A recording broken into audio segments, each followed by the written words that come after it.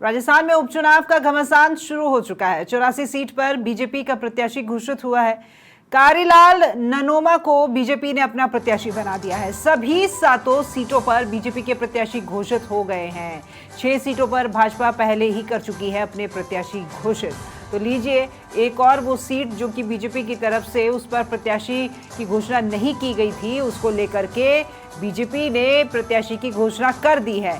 तो 84 विधानसभा सीट ही बच रही थी और उसके लिए बीजेपी ने अपना प्रत्याशी घोषित कर दिया। आपको बता दें कि कारीलाल ननोमा को बीजेपी ने अपना प्रत्याशी बताया है। तो अब सभी 7 सीटों पर बीजेपी के प्रत्याशियों की घोषणा हो चुकी है। 6 सीटों पर बीजेपी पहले ही प्रत्याशी घोषित कर चुकी है।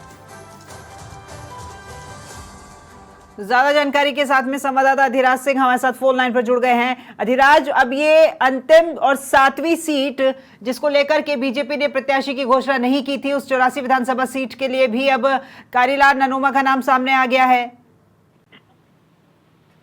देखिए, बीजेपी ने 84 सीट को लेकर अपने प्रत्याशी के नाम की घोषणा कर दी है। कारीलाल ननोमा को वहां से बीजेपी ने प्रत्याशी बनाया है और 84 को लेकर बीजेपी को बड़ी मशक्कत करनी पड़ी, क्योंकि 6 सीटों पर बीजेपी ने पहले प्रत्याशी घोषित कर दिए थे और नामांकन की आखिरी तारीख है कल। लेकिन वहां की जो सियासी परिस्थितियां हैं, बीते कुछ सालों में वहां पर जिस तरीके से भारतीय आदिवासी पार्टी का प्रभाव बढ़ा, राजकुमार रोत वहां पर आदिवासियों के बड़े नेता बनकर उभरे, वो कहीं ना कहीं बीजेपी और कांग्रेस दोनों के लिए एक बहुत बड़ी चुनौती बन गए। और न सिर्फ कांग्रेस, बीजेपी दोनों के लिए जिस तरीके की स्थितियां वहां पर पैदा हुई है। राजकुमार रोत वहां से 2 बार लगातार विधायक चुने गए हैं और पिछली बार जो सुशील कटारा है, बीजेपी के प्रदेश महामंत्री भी रहे हैं, पहले वो 84 से विधायक भी रहे। 2023 में उनको 70,000 से अधिक मतों से चुनाव हराया राजकुमार रोत ने। ऐसी स्थिति में बीजेपी वहां पर बहुत ज्यादा कमजोर हो गई, बीजेपी का संगठन वहां पर कमजोर हो गया और बार बार ये कोशिश की जा रही थी कि सुशील कटारा को फिर से प्रत्याशी बनाया जाए, लेकिन सुशील कटारा चुनाव लड़ने के इच्छुक नहीं थे और उनकी जगह रिप्लेस किया गया है कारीलाल ननोमा को, जो सिमलवाड़ा पंचायत समिति से प्रधान भी रहे हैं। एसटी रिजर्व वो सीट है।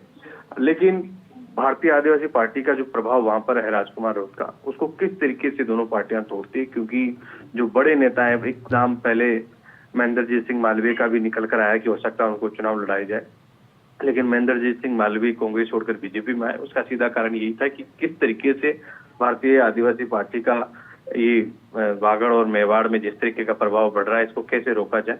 लेकिन महेंद्रजीत सिंह मालवीय चुनाव हारे लोकसभा का और उनकी जो सीट थी बागीदोरा, वो भी चली गई, उस पर भी बाप का कब्जा हुआ और अब कहीं ना कहीं बहुत ज्यादा मजबूत प्रत्याशी कारीलाल ननोमा नहीं कह सकते, क्योंकि वो सिर्फ प्रधान रहे हैं पंचायत समिति के। लेकिन कई बार होता है कि क्षेत्रीय कार्यकर्ता और जमीनी स्तर पर जो कार्यकर्ता हो सकता है उसकी अपनी एक अलग पहचान हो, अलग पकड़ हो। लेकिन जिस तरीके से बीते दिनों से मशक्कत चल रही थी, राधा मोहन अग्रवाल जो प्रभारी हैं वो बार बार वहां का दौरा कर रहे थे और फाइनली फिर कारीलाल ननोमा को वहां से प्रत्याशी बनाया गया। सुशील कटारा से भी बार बार रिक्वेस्ट की गई, लेकिन पिछली हार का जो अंतर था वो काफी बहुत बड़ा अंतर था। 70,000 से अधिक मतों से बीजेपी को वहां पर हार मिली थी और अब किस तरीके का रहेगा ये देखने वाली बात होगी। फिलहाल सभी 7 सीटों पर प्रत्याशी बीजेपी ने भी घोषित कर दिया और कांग्रेस ने भी घोषित कर दिया। कल नामांकन की अंतिम तारीख है और उसके बाद में चुनावी रण में तमाम जो योद्धा हैं बीजेपी और कांग्रेस की तरफ से अपने अपने प्रत्याशियों के समर्थन में जनसभाएं करेंगे, प्रचार प्रसार करेंगे और अपनी प्रत्याशियों को जिताने की कोशिश करेंगे। जी ठीक है अधिराज, देखिए कांग्रेस की तरफ से तो महेश रोत को उतारा गया है। बात करते हैं बाप पार्टी की, तो उन्होंने यहाँ पर 84 सीट से अनिल कटारा को उतारा है। तो उनके सामने किस तरह की ये चुनौती रहने वाली है? क्या लगता है, बीजेपी ने इतना समय लिया है तो सोच समझकर ही इस उम्मीदवार के ऊपर ये भरोसा जताया है?